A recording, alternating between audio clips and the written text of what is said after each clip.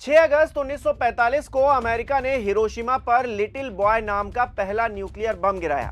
फिर 9 अगस्त 1945 को नागासाकी पर फैट मैन नाम का दूसरा न्यूक्लियर बम गिराया गया और कुछ इस तरह दूसरा विश्व युद्ध अपनी समाप्ति की ओर बढ़ा।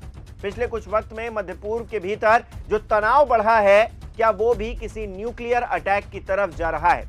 तमाम तरह की कयासबाजी इस वक्त लगाई जा रही है। सोशल मीडिया पर तमाम तरह के दावे किए जा रहे हैं। इस बीच अमेरिकी राष्ट्रपति डोनाल्ड ट्रंप ने लगातार डेडलाइन देने का सिलसिला जारी रखा है।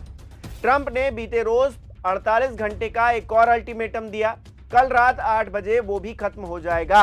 तब क्या अमेरिका ईरान पर कुछ ऐसा हमला करेगा जो युद्ध की तस्वीर और तकदीर दोनों बदल कर रख देगा? चर्चाओं का बाजार गर्म है। ट्रंप का कहना है कि अगर ईरान ने हॉर्मुज स्ट्रेट को अंतर्राष्ट्रीय जहाजों के लिए पूरी तरह नहीं खोला तो अमेरिका भारी तबाही मचाने से पीछे नहीं हटेगा। अब इस भारी तबाही का अर्थ क्या है? क्या वो न्यूक्लियर अटैक की तरफ इशारा कर रहे हैं या फिर पावर प्लांट पर हमले से ही ईरान अपने घुटनों पर आ जाएगा? ऐसा अमेरिका सोच रहा है, जिस तरह से उसने कैलकुलेशन करके रखा है। हालांकि ईरान ने साफ कर दिया है कि वो किसी दबाव में झुकने वाला नहीं है और इस तरह की धमकियों का जवाब देगा। खात्म अल अनबिया हेडक्वार्टर के एक वरिष्ठ कमांडर ने ट्रंप के बयान को लाचार, नर्वस, असंतुलित और बेवकूफी भरा बताया है।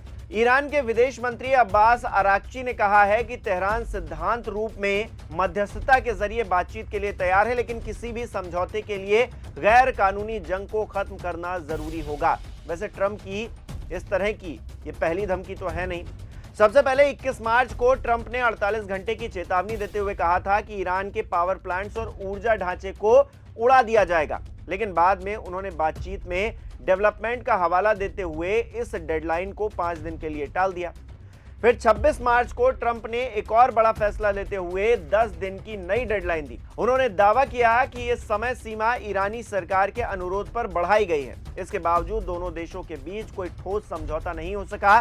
दूसरी तरफ ईरान ने ट्रंप के दावे को खारिज करते हुए किसी भी तरह की बातचीत होने से इनकार कर दिया। 2 अप्रैल को ट्रंप ने अपने राष्ट्र संबोधन में एक और सख्त बयान दिया।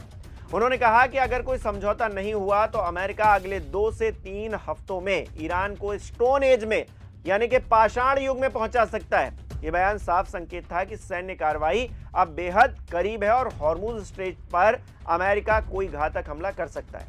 अब 4 अप्रैल को जारी 48 घंटे का फाइनल अल्टीमेटम इस पूरे घटनाक्रम का सबसे अहम पड़ाव माना जा रहा है।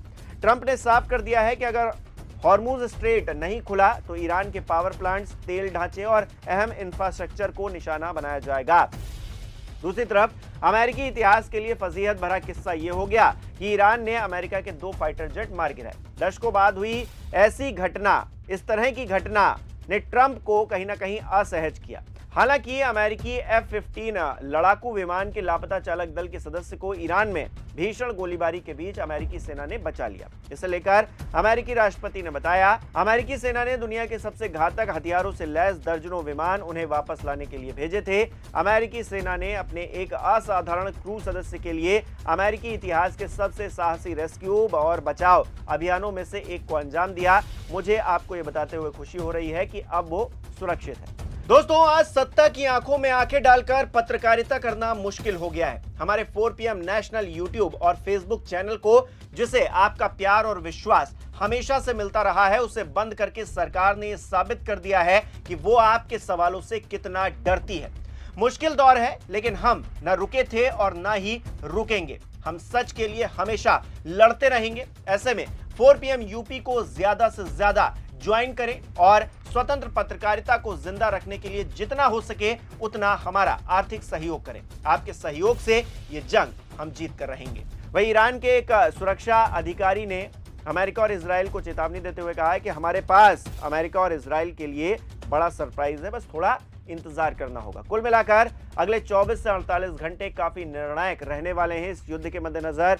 आपको क्या लग रहा है, ये युद्ध किस तरफ जा रहा है? क्या ट्रंप हार रहे हैं? क्या ईरान जीत रहा है ये जंग? जो भी आपकी राय हो कमेंट बॉक्स में जरूर बताइएगा। इस वीडियो को लाइक करना, शेयर करना मत भूलिएगा। हमारे चैनल को सब्सक्राइब नहीं किया तो वो भी जरूर कीजिएगा। आप हमें सहयोग भी कर सकते हैं, ज्वाइन बटन पर क्लिक करके। बहुत बहुत धन्यवाद।